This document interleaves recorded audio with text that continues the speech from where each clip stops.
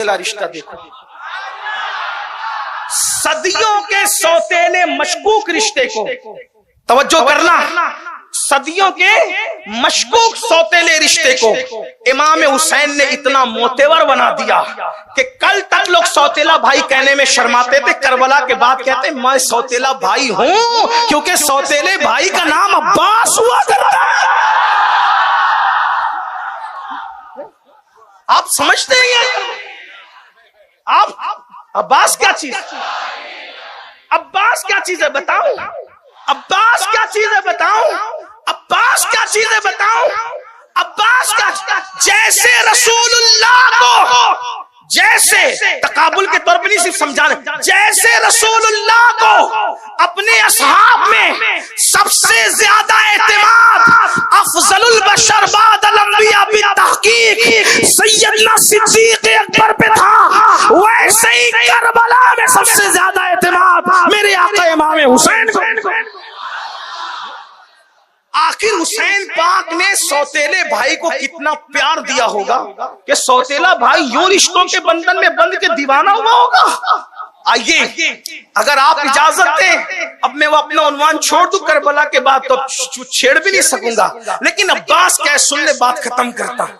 عباس، غازی عباس، مولا عباس، پہلے یہ سن لیں، حضرت عباس کو قمر بنو ہاشم کہتے ہیں، یعنی اتنے خوبصورت تھے عباس، اتنے خوبصورت تھے عباس کہ مولا علی کے ہم شبی تھے، قد بھی ویسا ہی میانہ قد، چوڑا سینہ بہت چوڑا تھا، اور بازو موٹے موٹے بھرے ہوئے تھے، بڑی بڑی آنکھیں اور داڑھی بھی خوبصورت۔ مورخین لکھتے ہیں کہ جب اونٹوں کو چارہ کھلاتے تھے تو اونٹ کی پیٹھ پہ ہاتھ رکھ کے کھڑے ہوتے تھے، بہادری کا یہ عالم تھا، اور خوبصورتی کی وجہ سے لوگ ان کو قمر بنو ہاشم یعنی بنو ہاشم کا چاند کہتے تھے، اور اتنے سخی تھے بات کی طرح، اتنے سخی تھے کہ لوگ ان کو باب الحوائج کہتے تھے، یعنی ان کے دروازے پہ جاؤ تو کبھی مراد رد نہیں ہوتی۔ اور آپ کو ایک بات اللہ کی قسم کھا کر کے بتاؤں، دروازے پہ جانا تو دور کی بات، آپ کہیں بیٹھ کے ان کا نام لے کر کے دعا کریں، مراد پوری نہ ہو تو پھر کہیں۔ ہر سال ہمارے شہر مالیگاؤں میں جو پروگرام ہوتا ہے، جب میں غازی صاحب کی شہادت پڑھتا ہوں تو لوگوں کو کہتا ہوں جو مرادیں مانگنے مان لو، اللہ کی قسم مالیگاؤں والوں سے آپ آ کر کے پوچھیں، بیٹوں کی مرادیں مانگتے ہیں، بیٹے پیدا، جڑوا بیٹے پیدا، بیٹیاں پیدا، رشتے، یعنی باب الحوائج کی سخاوت آج بھی جاری ہے۔ تو کیسے ہیں عباس بتاؤں آپ، سوتیلے بھائی ہیں، کیا معتبر کیا رشتے کو۔ ایک سوتیلا بھائی ادھر ہے، کتے کے آگے روٹی ڈال دی، پانی زمین پہ پھینکا، مار پیٹ کر کنویں میں ڈال۔ لیکن امام علی بھائی یاد رکھنا، محبتیں وصول کرنے کے لیے محبتیں دینی پڑتی ہے۔ آپ یہ نہ سمجھے کہ غازی عباس جو اتنی محبت کرے، بالکل کرنے محبت، لیکن امام حسین کا کیا رویہ رہا ہوگا سوتیلے بھائی کے ساتھ کہ بھائی نے اتنی محبت کی، اتنا پیار کیا، اتنی محبت کی کہ پوری زندگی کبھی بھیا نہیں کہا، کبھی بھیا نہیں کہا، ہمیشہ آقا کہا، مولا کا۔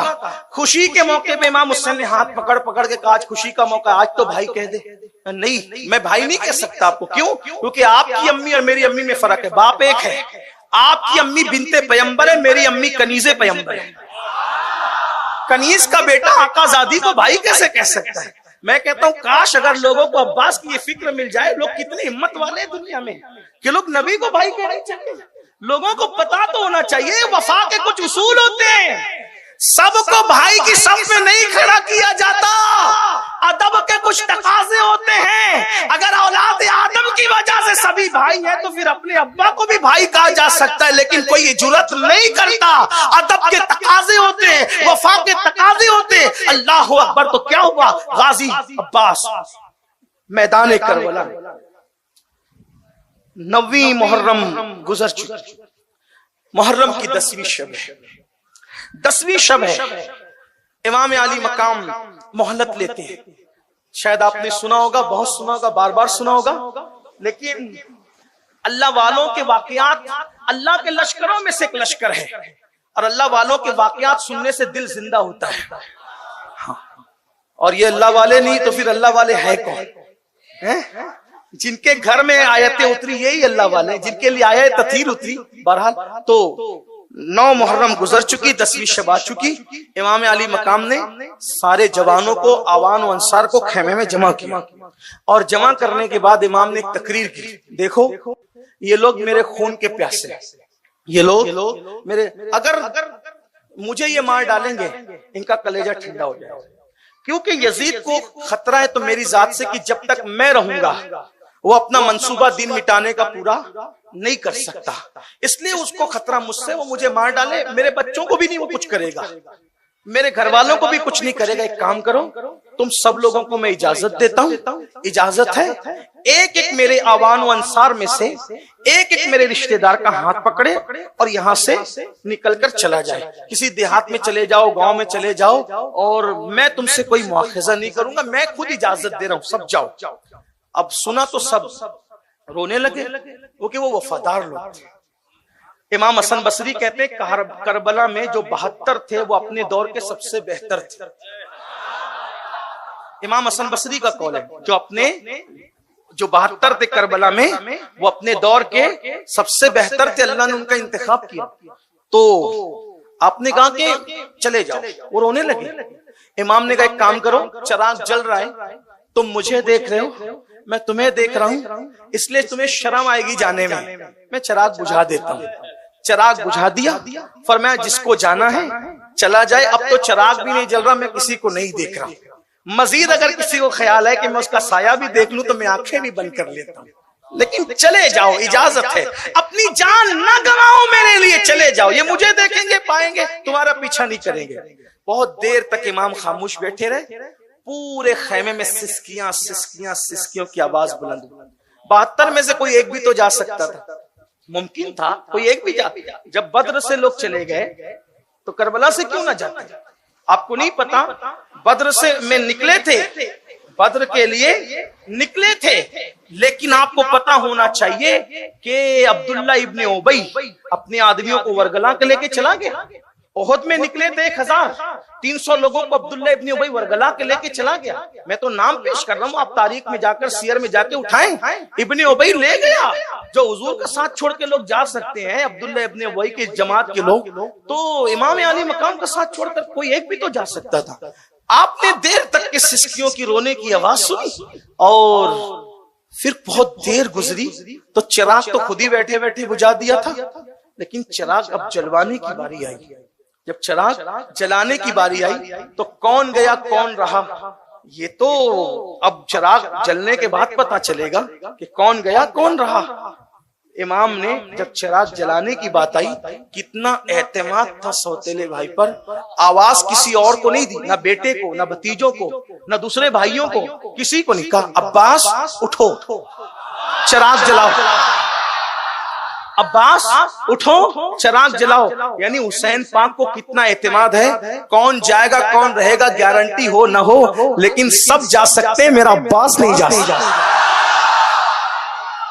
یہ رشتوں کا اعتماد ہے کربلا میں۔ آپ کربلا کو جس زاویے سے دیکھیں، آپ کو کربلا میں وہ سب نظر آئے گا۔ یہ عنوان ہے، اسٹڈی کریں، آپ کو کربلا میں سب نظر آئے گا۔ آگے پڑھ لوں، آپ کوئی مراد لینا ہے تو لے لیں۔ امام غازی عباس کی شہادت پڑھ دیتا ہوں آپ کے سامنے، تاکہ ایک شہادت ہی پڑھنے کا شرف مجھے مل جائے۔ تو غازی صاحب کربلا میں تھے، آپ نے چراغ جلا دیا، سب بیٹھے تھے اور رو کر کے کہتے تھے، آپ کے بچپنے کے دوست تھے امام حسین کے حضرت حبیب، ان کا کربلا میں الگ سے مزار ہے۔ حبیب کہتے ہیں حسین تیرے بعد کی زندگی پہ لعنت ہے، نہیں جینا چاہتا ہوں تیرے بعد۔ مسلم ابن اوسجا کہتے ہیں اگر چلے جائیں گے تو چند دن جینے کے بعد پھر مرنا ہے، آپ کے نانا کو منہ کیا دکھائیں گے، ہم نہیں جینا چاہتے۔ سب روتے تھے، کہتے تھے کافی ٹھیک ہے جاؤ عبادت میں مصروف ہو جاؤ، آج آخری رات۔ صبح ہوئی، ہر صبح ہر وقت کوئی نہ کوئی اذان دیتا تھا۔ کربلا کی صبح میں مورخین لکھتے ہیں، دیکھو تاریخ میں سینکڑوں واقعات اور سینکڑوں اقوال ہیں، جتنا پڑھو گے اتنے آپ کو الگ الگ اقوال ملیں گے، اور کربلا پہ جتنا لکھا گیا سیرت مصطفیٰ کے بعد اتنا کسی عنوان پہ نہیں لکھا گیا، سب سے زیادہ کربلا پہ لکھا گیا۔ لیکن بہرحال مورخین کا قول ہے، بیان کر رہا ہوں، سن لیں۔ آقا امام علی مقام نے فرمایا آج اذان علی اکبر دیں، خوبصورت تھے، حضور کی تصویر تھے، آواز بھی کچھ ملتی جلتی حضور علیہ السلام سے تھی. کربلا میں فجر کی اذان ان سے دلوائی, خود نماز پڑھی. یہ زندگی کی جماعت کے ساتھ آخری نماز تھی.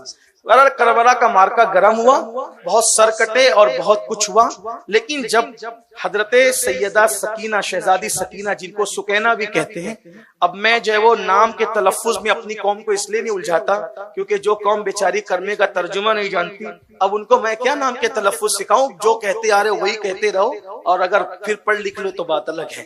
لیکن بہرحال حضرت سیدہ سکینہ نے, جو امام علی مقام کی 7 سال کی شہزادی تھی, انہوں نے بلایا غازی عباس کو اور مولا عباس کو بلا کے کہا, چچا زندگی میں جو مانگا آپ نے ہر ہٹ پوری کی, ہر مراد پوری کی, ہر تمنا پوری. چچا آج پانی چاہتی ہے آپ کی بھتیجی, مجھے پانی چاہیے. اور پانی اپنے لیے کم, میرے اصغر کے لیے زیادہ. 6 مہینے کا میرا بھائی ہے, ننھا سا معصوم. جب بھی میں ذکر کربلا میں بیان کرتا ہوں تو لوگوں سے کہتا ہوں کہ علامہ ارشد القادری نے جس معنی میں لکھا ہے میں اسی معنی میں کہتا ہوں, لغوی معنی میں. اور جس معنی میں روافظ کہتے ہیں اس معنی میں نہ کہتے ہیں, نہ مانتے ہیں, نہ ہمارا وہ عقیدہ ہے. ٹھیک, فرشتے اور انبیاء کے سوا ہم کسی کو معصوم نہیں مانتے, لیکن لغوی طور پر بے گناہ کے معنی. میرا معصوم 6 مہینے کا بھائی ہے, اور کبھی مٹھیاں بند کرتا ہے, کبھی کھولتا ہے, کبھی پیر سمیٹتا ہے, کبھی پھیلاتا ہے, اور کبھی زبان سوکھی دکھاتا ہے, ہونٹوں پر زبان پھیرتا ہے. چچا بھائی کی تکلیف نہیں دیکھی جاتی, حالانکہ وہ بھی سگی بہن نہیں تھی علی اصغر, وہ بھی سوتیلی بہن. یہی کربلا, رشتوں کی وفا کو کربلا کہتے ہیں, اللہ سے وفا کو کربلا کہتے ہیں, رسول اللہ کے دین کے تحفظ کے لیے سب قربان کرنے کو کربلا کہتے ہیں. تو بہرحال کہا کہ بھائی کے لیے پانی لا دیں. غازی عباس نے مشکیزہ اٹھایا, کندھے پہ ڈالا, اور کندھے پہ ڈال کر چلے میدان پہ. کئی کتابوں کا اتنے مجموعہ نچوڑ کر پیش کر رہا ہوں, کئی کتابوں کا اتنے مجموعہ. اس میں صد الافاضل رحمہ کی سوانح کربلا ہے, مفتی جلال الدین امجدی صاحب کی خطبات محرم ہے, علامہ حسن رضا بریلوی کی آئین قیامت ہے, اسی طریقے سے اور بھی شام کربلا, بہت سی کتابیں, اور بھی ان کا اتنے مجموعہ. بس بات ختم کرنے لگا ہوں, مجھے پتا ہے ٹائم مکمل ہو رہا ہے. ٹھیک, ماشاءاللہ, نوازش. اچھا, بہت درود شریف پڑھ لیں. درود شریف پڑھنے اتنے لوگ ہیں, اتنے درود حضور کی بارگاہ میں پیش ہو جائیں.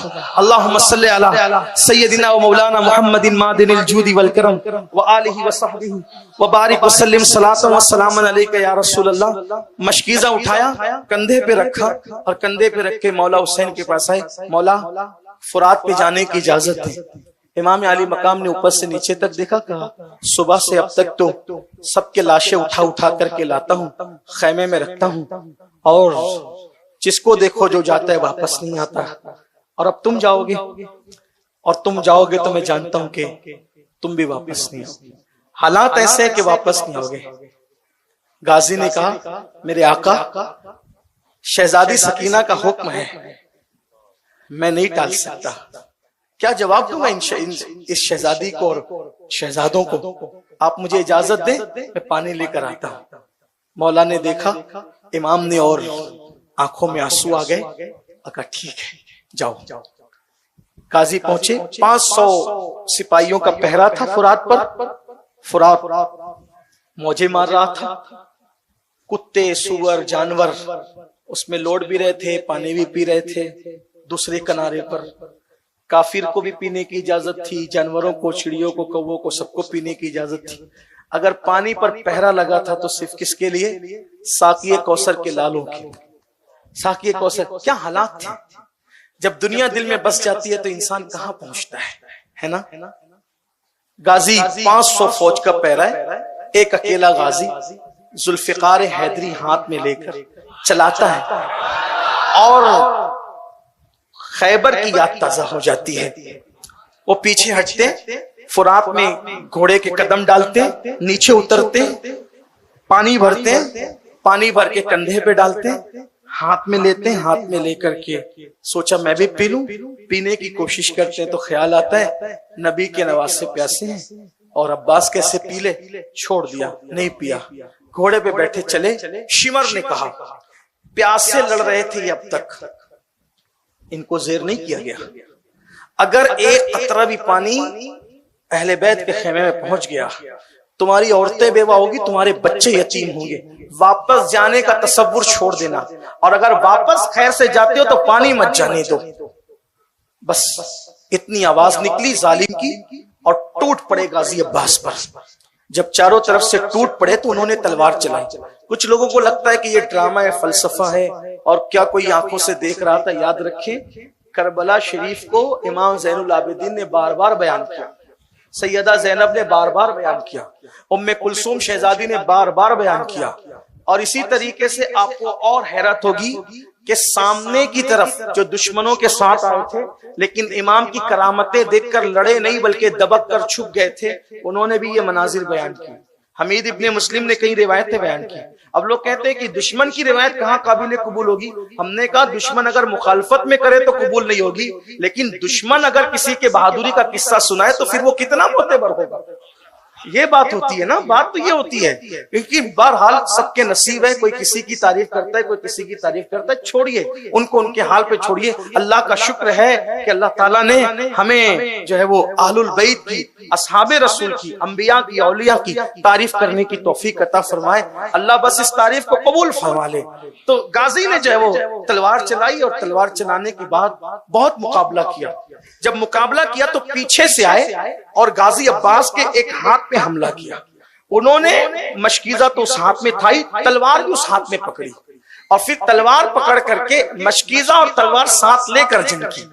दूसरे हाथ पे वार किया, दूसरा हाथ कटा, मशकीजा मुंह में दबाई, दांतों में। जब मशकीजा दांतों में दबाया तो उन लोगों ने कहा कि मशकीजे पे तीर चलाओ, और जब मशकीजे पे तीर चलाया तो तीर मशकीजे को चीरते हुए हजरत गाजी के मौला अब्बास के सीने में पेवस्त होना शुरू हुए, और पेवस्त होना शुरू हुए तो एक तीर सर की तरफ चला और गाजी पर गशी की कैफियत तारी हुई। बस जब गशी कैफियत तारी हुई तो फूट फूट के रोने लगे। इस पर के पानी ले जाने में कामयाब न हो सका। फुरात से थोड़ी सी दूर पर ये जंग हुई और गाजी वहीं पर घोड़े से जमीन पर आए, आवाज लगाई, मौला मेरी मदद कीजिए। इमाम अली मकाम ये मंजर खेमे के दरवाजे से देख रहे थे।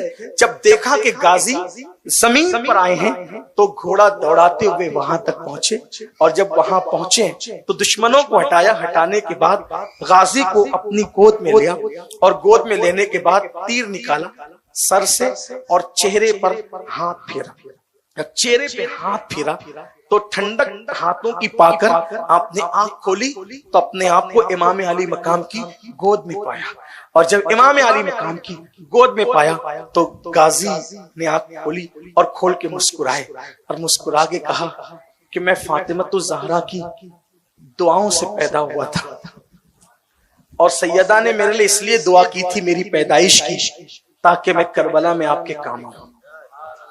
उसका वाकया यह है कि जब सैयदा फातिमतुज़ ज़हरा दुनिया से तशरीफ ले जाने लगी थी तो मौला अली को आखिरी मुलाकात में कहा था, अली मेरे बाद तुम किसी न किसी बीवी से निकाह तो करोगे। इस रिवायत को सरकार नज़मी ने अपनी किताब में लिखा, जिसका मफ़हूम मैं पेश करता हूँ कि अली मेरे बाद किसी न किसी औरत से तुम निकाह तो करोगे। मेरी मौजूदगी में तुमने निकाह नहीं किया लेकिन मेरे बाद तो करोगे। मौला अली को ख्याल आया कि अगर मैं हाँ कर दूं तो ये जाते जाते दिल को तकलीफ न ले जाए, तो चुप रहे। काली कहो ना मेरे बाद निकाह तो करोगे, लेकिन मेरी वसीयत है जब मेरे बाद निकाह करना तो किसी बहादुर औरत से करना निकाह, बहादुर घराने की बहादुर औरत से निकाह करना। मौला अली ने कहा, सैयदा अब तक तो खूबसूरती और नसब और ये सारी चीजें देखकर निकाह होते, ये अजीब सी शर्त नहीं है कि बहादुर औरत और बहादुर घराने की औरत से निकाह करना, इसका क्या मतलब है? तो तब सैयदा ने कहा, मौला अली से मेरे सरताज जब मेरा हुसैन करबला में होगा मैं भी ना रहूंगी, आप भी ना रहेंगे, हसन भी ना रहेंगे, बहादुर औरत और बहादुर घराने की औरत से निकाह करोगे तो अल्लाह उसको बेटे देगा और उसके बेटे भी बहादुर होंगे, और बहादुर बेटे करबला में मेरे हुसैन की मदद करेंगे, इसलिए बहादुर से निकाह। तो मौला अब्बास ने कहा, امام علی مقام سے مولا آپ کی امی کی دعا سے میں سیدہ کی دعا کا نتیجہ ہوں میں، اور انہوں نے اسی لیے ہمارے لیے دعا کی تھی کہ ہم آپ کے کام آئے، آپ ہم سے خوش ہیں، راضی ہیں مولا؟ امام نے کہا رو کر کہا ہاں ہم راضی ہیں، میری کچھ وصیتیں ہیں مولا، اس کو سن لیں۔ کیا وصیت ہے؟ آپ جو بھی شہید ہوتا ہے اس کا لاشا آپ لے کر جاتے خیمے میں رکھتے ہیں، لیکن میری وصیت یہ ہے کہ میرا لاشا آپ یہیں چھوڑ کر جائیں گے، خیمے میں مت لے جانا میرا لاشا۔ دشمن کے نرگے میں عباس میں تمہیں چھوڑ کے چلا جاؤ تمہارے لاشے کو؟ ہاں یہ جو چاہیں کر لیں، لیکن میرا لاشا خیمے میں اس لیے مت لے کر جانا کہ جب تک میرا لاشا نہیں لے جاؤ گے سکینہ شہزادی کو انتظار رہے گا کہ میرا چچا اب آئے گا، اب آئے گا، اب آئے گا، اور انتظار رہے گا تو اس کو صبر بھی ہوتا رہے گا، اس لیے میرا لاشا مت لے جانا۔ دوسری چیز، شہزادی کو پتہ مت چلنے دینا کہ عباس شہید ہو گئے، کیونکہ اگر عباس کی شہادت کی خبر ملے گی تو شہزادی کی ہمت ٹوٹ جائے گی۔ بس اتنی مولا میری گزارش ہے۔ امام سے یہ کہہ کر انہوں نے جی بھر کر کے چہرہ دیکھنے کی کوشش کی تو امام نے بھی ان کا ہاتھ پکڑا اور کہا تیری تو ہر مراد پوری کروں گا میرے غازی، لیکن تو بھی تو میری ایک مراد پوری کر دے، تو بھی تو میری ایک مراد پوری کر دے۔ مولا آپ کی کیا مراد ہے اور میں کیسے مراد پوری کر سکتا ہوں؟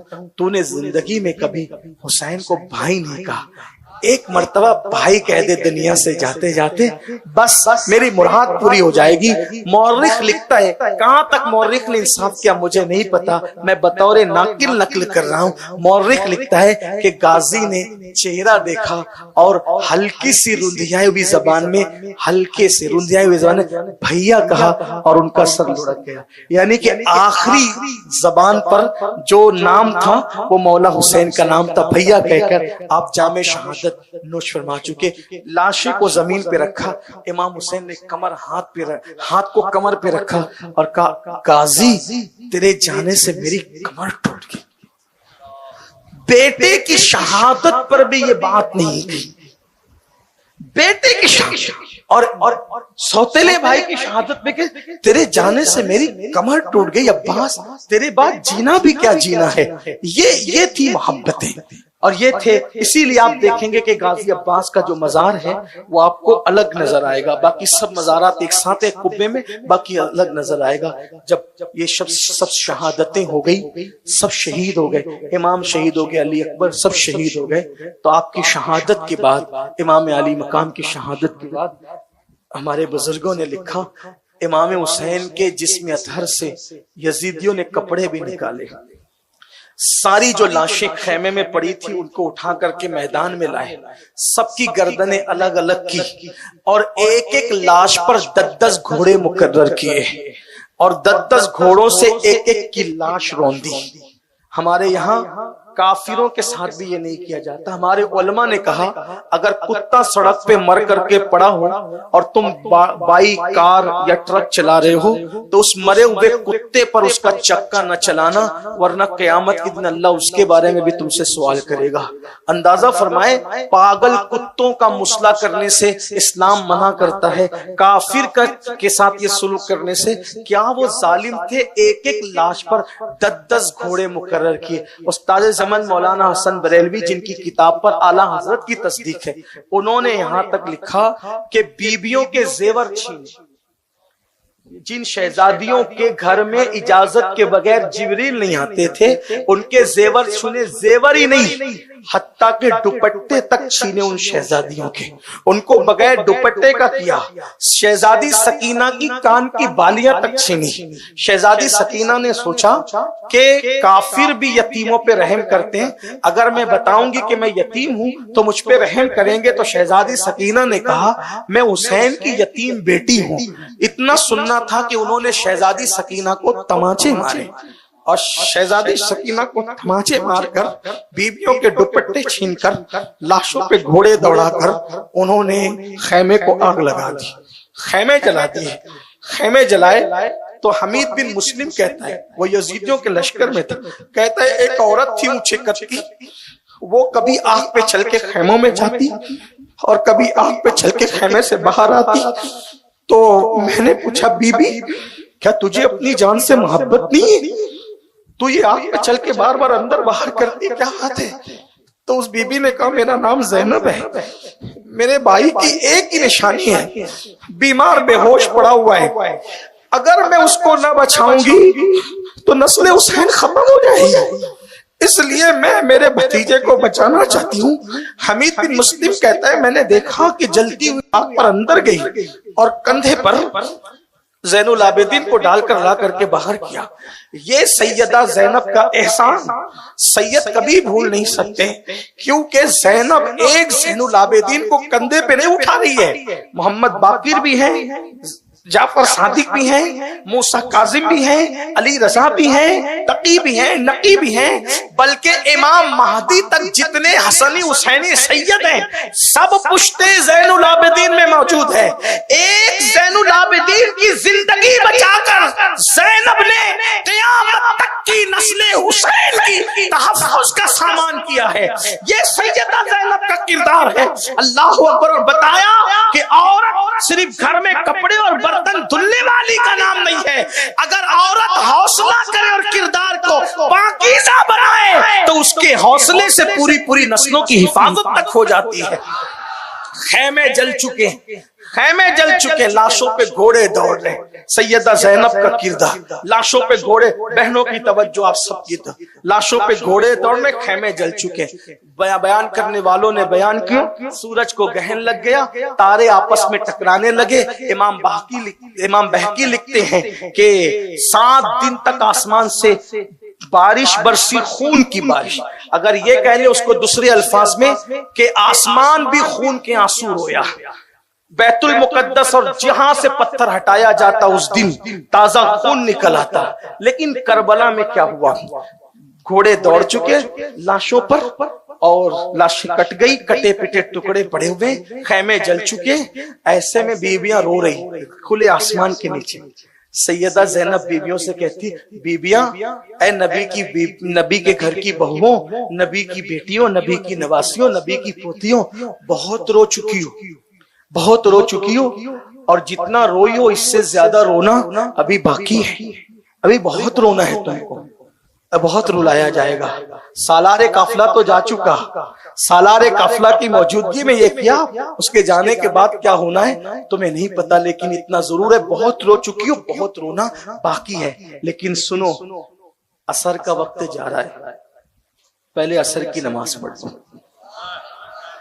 عصر کا وقت جا رہا ہے، پہلے عصر کی نماز پڑھ لو. کیونکہ نانا جان کی حدیث ہے جو جان بوجھ کر نماز عصر چھوڑ دے گا اللہ پاک اس کے اعمال کو برباد کر دے گا، ضائع کر دے گا. مجھے ڈر لگتا ہے کہ اپنی قربانی کہیں نماز چھوڑنے کی وجہ سے ضائع نہ ہو جائے، اس لیے تیمم کرو. اور عصر اس وقت بھی ہمارے یہاں تو شادیوں میں بھی نماز جاتی ہے، میت میں بھی نماز جاتی ہے. حد تو یہ ہے عاشوراء کی مصروفیت میں نماز جاتی ہے. یہ حال ہے، حال یہ عاشوراء کی رسومات ادائیگی کے اندر ہمارے جوان، وہ کربلا میں کیا نبی کا گھرانہ تھا، ان کی زندگیاں کیا تھی.